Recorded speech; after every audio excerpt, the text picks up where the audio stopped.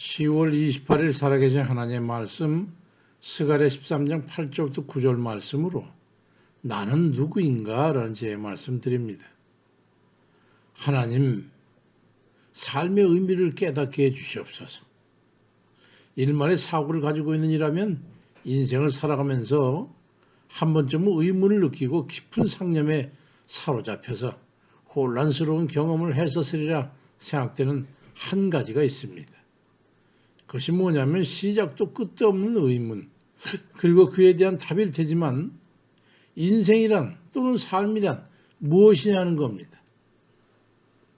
무엇을 위해 살다가 소멸되는 것이냐 하는 것이죠. 한두 달 전에도 불현도 똑같은 의문에 사로잡혀서 답답해지길래 전에는 혼자의 생각 속에 빠져서 허우적거리다 보면 건망증처럼 사라지곤 해왔기 때문에 또 쓸데없는 생각에 빠지게 됐구나 하고 생각하다가 문득 하나님 하고 불러놓고 나니까 주님께서 뭐라고 하실까 하는 생각에 미쳐서 그걸 놓고 기도했습니다. 하나님, 정말 사는 게 무엇인지요? 제게 명쾌하게 답을 주셔가지고 살아가는 동안에 다시는 이 답답함에 빠지지 않도록 해달라고 기도를 드렸습니다. 그랬더니 의외로 단순한 답을 주셨어요.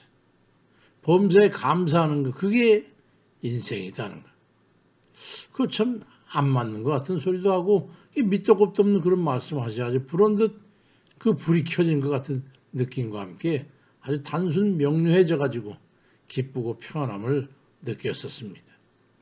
그런데 시간이 지나면서 크게 다르지 않은 비슷한 의문에 또 빠져드는 나 자신을 보면서 하나님의 응답도 한시적인 것인가 하는 그런 의구심이 들었어요. 그저 문득 깨달은 게 있었습니다. 여기에 불신이 혼재되어 있는구나. 그런 것입니다.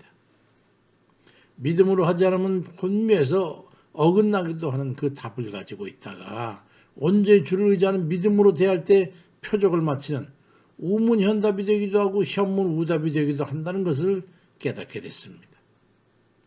현문우답은 인류 최고의 지혜자라고 일컬어지던 솔로몬이 전도서 1장 14절에서 내가 해 아래에서 행하는 모든 일을 보았노라.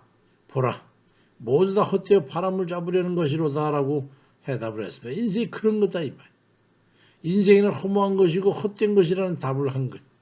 그래서 결론처럼 그는 말하기를 전도서 2장 10절 20절에 이러므로 내가 사는 것을 미워하노니 이는 해 아래에서 하는 일이 되게 괴로움이요 모두 다 헛되어 바람을 잡으려는 것이기 때문이로다. 이러므로 내가 해 아래에서 한 모든 수고에 대하여 내가 마음에 실망하였도다라고 말을 했습니다. 인생이라는 것 또는 사는 게 무엇인가에 대한 우문현답은 그럼 무엇일까요? 너의 근원부터 너의 모든 것을 포함하는 너 자체의 존재라는 것은 네가 정의하거나 결정짓는 그런 게 아니고 그걸 믿음으로 깨닫게 된다면 너의 의미, 너 인생에는 무엇인가 하는 의문도 너의 본질이 아니고 대해 위에 있던 한낱 부유물에 불과한 것이라는 것을 깨닫게 되는 겁니다. 물 위에 있던 물거품에 불과한 것이지. 그 이유는 나 자신은 나의 소유가 아니고 나를 지으신 하나님의 것이니 그 원초적 의문 또한 나 자신의 것이 아닌 하나님의 것이기 때문에 의문을 가질 것이 없고 또 하나님의 섭리에 의뢰하고 나아갈 뿐이라는 사실입니다. 시편 50편 11절 이하의 산의 새들도 다 내 것이고 들에 있는 모든 짐승이 다 내 것이다. 온 세계와 그 안에 있는 모든 것이 다 내 것입니다. 내가 참으로 너에게 원하는 것은 진정한 감사와 서약을 지키는 일이라고 주께서 말씀합니다. 우리는 하나님의 목적을 가지고 운행되는 우주적 존재의 아주 극히 작은 일부일 뿐인 것입니다. 그러니 우리 자신이 속한 세계에 운행되는 모든 크고 작은 것들에 대한 감사로 우리는 존재할 뿐인 것이죠. 우리 자신은 우리 자신의 것이 아니라 하나님의 것이라는 개념입니다. 하나님의 완전 속에 포함된 작은 일부로서 우리는 그저 존재할 뿐입니다. 여기에 믿음이 요구되는 거예요. 사도 바울은 갈라디아 2장 10절에서 내가 그리스도와 함께 십자가에 못 박혔나니 그런즉 이제는 내가 사는 게 아니고 오직 내 안에 그리스도께 사시는 것이라. 이제 내가 육체 가운데 사는 것은 나를 사랑하사 나를 위해서 자기 자신을 보내신 하나님의 아들을 믿는 그 믿음 안에 사는 것이라고 그렇게 정의를 했습니다. 내가 나애가 아니라는 것이지. 믿음에 의한 겸손한 자각이 절실합니다. 자신을 너무 큰 존재로 여길 게 아니라 작게 여기는 진실한 겸손이 필요한 겁니다. 내가 진실로 먼지 같은 존재라면, 안개 같은 존재라면, 벌레 같은 존재라면, 그건 나는 내 것이 아니라 하나님의 소유이고 하나님 것이기 때문에 하나님 뜻에 살아내는 것이고, 주를 믿는 믿음 안에서 감사함으로 그 믿음대로 살아가는 것이 되는 겁니다. 사도 바울 같은 이가 자기 주장이 없어서 자기 자신을 완전히 부인하고 자기 자신의 삶은 오로지 하나님을 믿는 믿음 안에 사는 것이라고 정의하고 그 삶을 온전하게 살려고 온 힘을 진력을 다했겠습니까?